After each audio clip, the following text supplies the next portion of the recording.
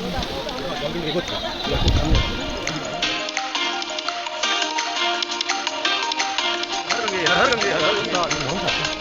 পানি, ঠান্ডার পানি।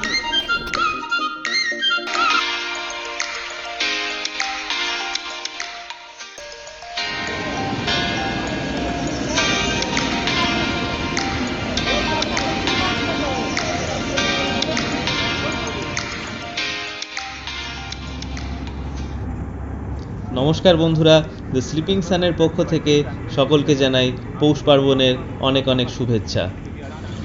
শীতের সকালে আমরা বেরিয়ে পড়েছি মাথায় টুপি মাফলার দিয়ে গঙ্গাসাগরের উদ্দেশ্যে। সব তীর্থ বারবার, গঙ্গাসাগর একবার। চলে এসেছি আমরা হাওড়া ব্রিজ পেরিয়ে ধর্মতলা বাস স্ট্যান্ডের খোঁজে। আমরা বাসে করে যাব প্রথমে নামখানা অথবা কাকদ্বীপ, এবং সেখান থেকে আমাদের পরবর্তী যাত্রা। আসুন সবাই মিলে এক লম্বা যাত্রায় সফর করি।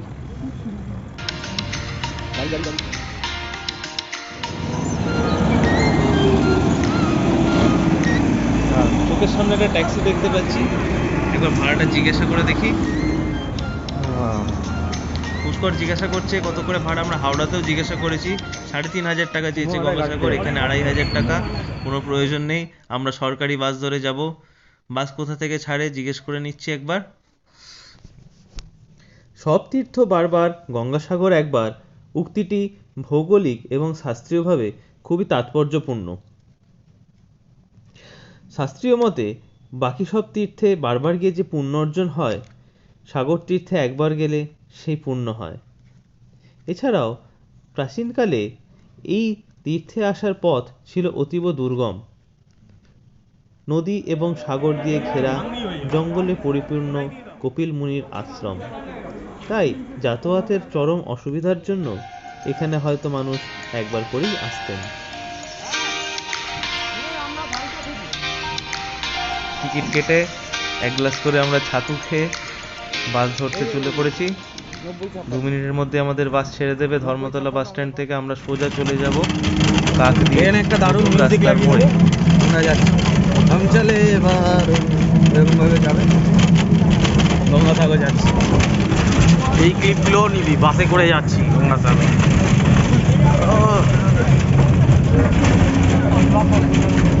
আমাদের সঙ্গে সহযাত্রীটাকে দেখ, বারেলি থেকে এসছে।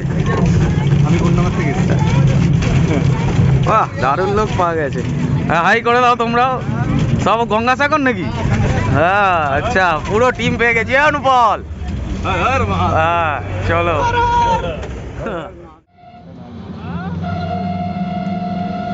প্রায় 3 ঘন্টার বাস জার্নি করে আমরা চলে এসেছি কাকদ্বীপ নতুন রাস্তার কাছে। ডান দিকে দেখতে পাচ্ছেন সাগরের সেই শোভা।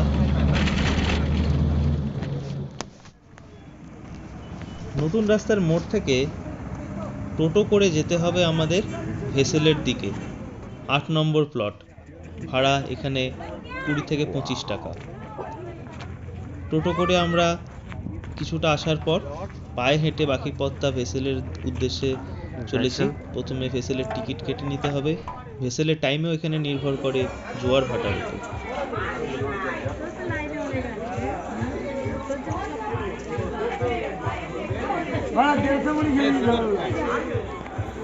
গঙ্গাসাগরের ইতিহাস অতীব প্রাচীন।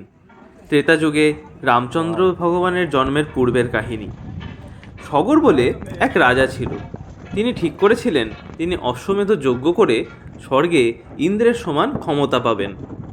কিন্তু তা যাতে না হয়, তাই ইন্দ্রদেব সেই অশ্বমেধ যজ্ঞের প্রয়োজনীয় ঘোড়াকে চুরি করে রেখে আসেন কপিল মুনির আশ্রমে।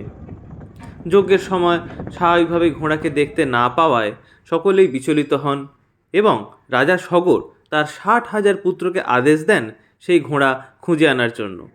তারা স্বর্গ মর্ত সমস্ত জায়গায় খুঁজেও ঘোড়ার হদিশ না পেয়ে শেষে পাতালে পৌঁছান কপিল মুনির আশ্রমে, এবং সেই ঘোড়া দেখে তারা অনুমান করেন কপিল মুনি নিশ্চয়ই সেই ঘোড়া চুরি করে এনে রেখেছেন, এবং তাকে অজস্র কটু কথা বলতে থাকেন। কিন্তু কপিল মুনি সেই সময় ধ্যানমগ্ন। এই সব কিছুই তার জানা নেই।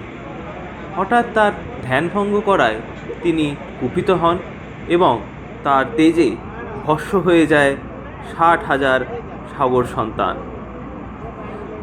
এদিকে সগর রাজা পুত্রদের খোঁজ না পেয়ে তার ভ্রাতুষ্পুত্র অংশুমানকে পাঠান তাদের খোঁজ করতে। অংশুমান খুঁজতে খুঁজতে কপিল মুনির আশ্রমে পৌঁছলেন এবং সমস্ত ঘটনা জানতে পারলেন। কপিল মুনি অংশুমানের কাছ থেকে সমস্ত ঘটনা শুনে বিধান দিলেন, মর্তে যদি স্বর্গের পতিত পাবনী গঙ্গার প্রবাহ হয়, তবে সেই জলেই তর্পণ করে সেই 60,000 পুত্রের মুক্তি সম্ভব। সেই থেকে শুরু হয় পতিত পাবনী গঙ্গার মর্তে আনার প্রচেষ্টা। এক্ষেত্রে বলে রাখা দরকার গঙ্গার ইতিহাস।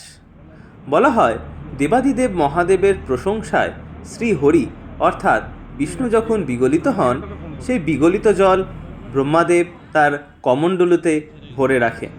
সেই জলই মা গঙ্গা। রাজা সগর এবং অংশুমান অনেক চেষ্টার পরেও গঙ্গাকে মর্তে আনতে পারেননি। শেষে সেই বংশেরই পুত্র ভগীরথ অনেক তপস্যা করে গঙ্গার মর্তে অবতরণ সক্ষম করেন। যদিও সেই কাহিনী এক মজার কাহিনী। শেষমেশ গঙ্গা অনেক বাধা বিপত্তি পেরিয়ে মর্তে এলে সেই জলে 60,000 সগর সন্তানের মুক্তি সম্ভব হয়। এবার আমরা নামলাম গঙ্গাসাগর দ্বীপে। দ্বীপটি বদ্বীপ। দ্বীপটির মাঝখান দিয়ে লম্বা একটি রাস্তা 30 কিলোমিটার চলে গিয়েছে, একদম যেখানে গঙ্গা গিয়ে সাগরে মিশেছে। আমরা যেখানে নেমেছি এটি 1 নম্বর গেট। এখান থেকে কোনো বাস বা গাড়ি ধরে আমাদের যেতে হবে গঙ্গাসাগরের উদ্দেশ্যে। তার আগে আমরা ঠিক করলাম একটু শীতের মেজাজে গরম গরম চা খাবো, আর চা খেয়ে রওনা দেওয়া যাক আমাদের উদ্দেশ্যে।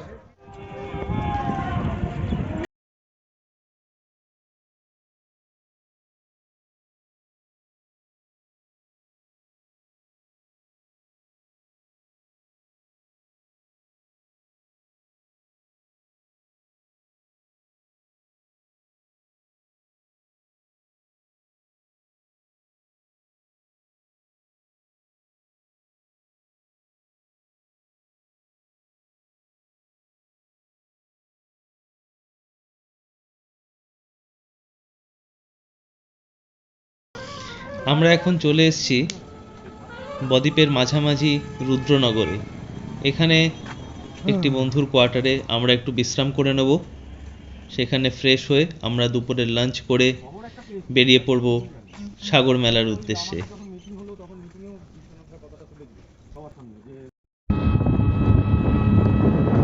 বন্ধুরা, সন্ধ্যা হওয়ার সাথে সাথেই আমরা বেরিয়ে পড়েছি সাগর মেলার উদ্দেশ্যে। এখান থেকে মাত্র 17 কিলোমিটারের পথ। আমরা ঠিক করেছি টোটো ধরেই এই পথ অতিক্রম করব। পথে আমরা বিভিন্ন বিচিত্র লাইটিং দেখতে পাচ্ছি। একটি জায়গায় দেখলাম বড় আলপনা করা রাস্তায় চারিদিকে, তার মাঝখানে একটি বড় গেট। বিচিত্র আলোয় ভরে উঠেছে চারিদিকে আলো দিয়ে সাজানো হয়েছে শহরকে। বন্ধুরা, শেষমেশ আমরা পৌঁছলাম সাগর মেলায়। অনেকক্ষণের জার্নি আমাদের সফল হয়েছে। আমরা তীর্থে আসার এক অদ্ভুত আধ্যাত্মিক আনন্দ উপভোগ করছি। এখানে আকাশে বাতাসে অন্তরিক্ষে সর্বত্রই যেন মোক্ষের স্বাদ।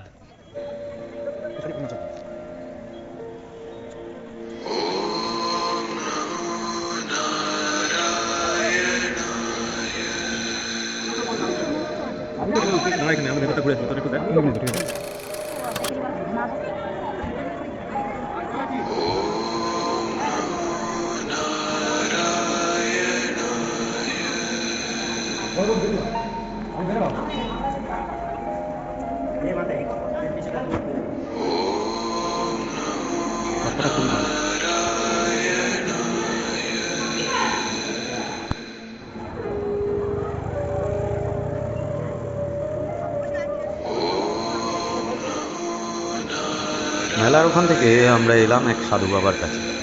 তিনি আমাদের আশীর্বাদ করে কিছু প্রসাদ দিলেন আমাদের হাতে।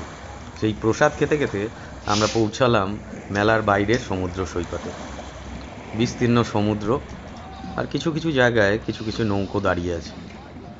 এখানেই সকালের পুণ্য স্নান অনুষ্ঠিত হয়, আর পুণ্য স্নানের জন্য আমরা কাল সকালে এখানেই আসব। সমুদ্র সৈকত থেকে ফেরার সময় আমাদের দেখা হলো কিছু কচিকাচাদের সাথে। এরা বোধহয় যাযাবর, মেলার উদ্দেশ্যে এখানে এসেছে যাতে জীবনে একটু পরিবর্তন আসে। পরের দিন আমরা সকাল সকাল চলে এসেছি গঙ্গাসাগর মেলায়। আমরা গঙ্গা স্নান করব। প্রথমে পথে একটু ডাবের জল পান করি। আশা করছি ডাবের ভেতর মালাইও পাবো। দেখি দাদা ভাই কাটছে ওদিকে। হ্যাঁ, এই পুষ্কর, ডাব খাবি তো? হ্যাঁ, মালাইওয়ালা ডাব চাই আমার। এবার আমরা যাব তিনজনে গঙ্গাসাগরে চান করতে, কিন্তু তার আগে জেনে নেওয়া যাক মর্তে গঙ্গা অবতরণের ইতিহাস। রাজা ভগীরথ পিতৃপুরুষের উদ্ধারের জন্য ব্রতী হন এবং বিষ্ণুকে তুষ্ট করার জন্য কঠোর তপস্যা করেন। বিষ্ণু তুষ্ট হলে ভাগীরথকে নিয়ে ব্রহ্মার নিকট যান। ভগবান বিষ্ণু জানতেন ব্রহ্মা তার কমণ্ডলু থেকে গঙ্গাকে সহজে নিয়ত করবেন না। বিষ্ণু মায়া সৃষ্টি করলেন এবং কমণ্ডলু থেকে নির্গত হলো মা গঙ্গা। কিন্তু স্বর্গ থেকে গঙ্গার মর্তে অবতরণ সহজ নয়। প্রবল বেগে পতিত গঙ্গার বেগ কে ধারণ করবে? পৃথিবী ধ্বংস হয়ে যাবে।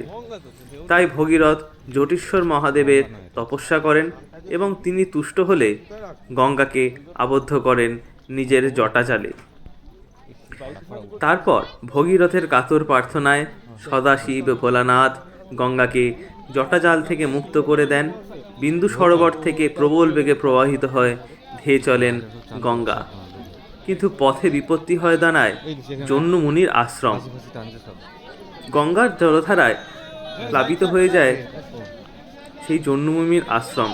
তাই মুনি এক গণ্ডুষে গঙ্গার সবটুকু জল পান করেন। ভগীরথের কাতর স্তুতি এবং দেবগণের প্রার্থনায় প্রসন্ন হয়ে মুনিবর আপন কর্ণবিবর দিয়ে বা মতান্তরে জানু বিদীর্ণ করে গঙ্গাকে মুক্ত করেন। তাই গঙ্গার অপর এক নাম হয় জাহ্নবী। কিন্তু পথে আবার বাধা। পদ্ম নামে এক ঋষি গঙ্গাকে পূর্ব দিকে নিয়ে যান ছলনা করে। পরে গঙ্গা ভগীরথকে অনুসরণ করে চলেন। সেই জলধারা পদ্মা নামে আখ্যাত। গঙ্গা ওই জলধারার পুণ্যত্ব হরণ করে নেন। পদ্মা নদী কালক্রমে কীর্তিনাশা বলে আখ্যাতা হন। নানা বাধা বিপত্তির মধ্যে দিয়ে দীর্ঘ পথ পরিক্রমা করে ভগীরথের প্রদর্শিত পথে কলুষনাশিনী পতিতোদ্ধারিণী গঙ্গা গঙ্গাসাগর সঙ্গমে এসে মিলিত হন। গঙ্গার জলের স্পর্শেই সাগর সন্তান এবং ভগীরথদের পিতৃপুরুষদের মুক্তি লাভ হন। গঙ্গার জলের স্পর্শেই সাগর সন্তানগণ ভগীরথের পিতৃপুরুষগণ মুক্তি লাভ করেন। তদবধি গঙ্গাসাগর সঙ্গম হিন্দুদের পরম মুক্তিতীর্থের অন্যতম।